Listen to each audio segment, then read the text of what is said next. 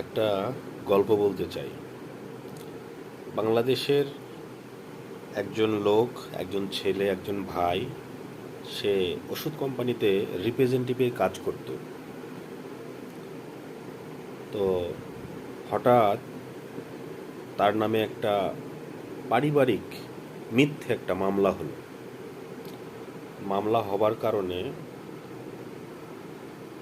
জানতে পারলো যে এই মামলাতে সে জেলে যাওয়া লাগতে পারে বা সাজা ভোগ করতে হতে পারে, কিন্তু মামলাটা কিন্তু মিথ্যে। এইবার উনি পরিবারের সিদ্ধান্তে চিন্তা করলো যে দেশ ত্যাগ করবে। তারপরে সে চলে গেল দেশের বাইরে। যে সে যেহেতু রিপ্রেজেন্টেটিভ, সায়েন্স ব্যাকগ্রাউন্ডের এবং মাস্টার্স পাস, সে একটা সুপার শপে জয়েন করলো। তো সেলসম্যানের যে বৈশিষ্ট্য, সে তো ডক্টর ভিজিট করতো, তারপরে ওষুধের দোকান ভিজিট করতো। উনি এবার করলো কি, ওনার ওই অভিজ্ঞতাটাকে উনি কাজে লাগালো ওই সুপার শপে। তো ফার্স্ট দিন তাকে একটা টার্গেট ধরে দেওয়া হয়েছে। তার বস তাকে একটা টার্গেট ধরে দিয়ে গেছে যে তোমার আজকের দিনের সেলস এত করতে হবে।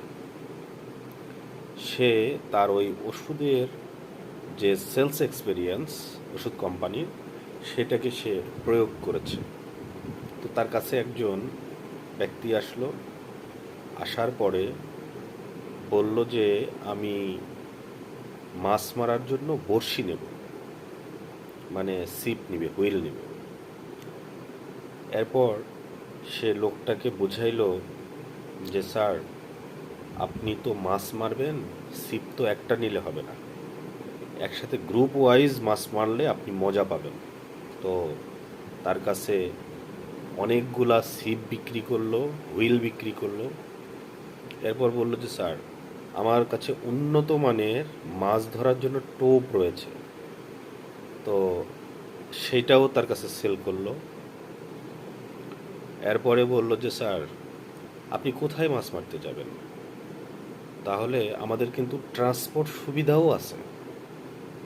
এবার ট্রান্সপোর্টটাও তার কাছে সেল করলো।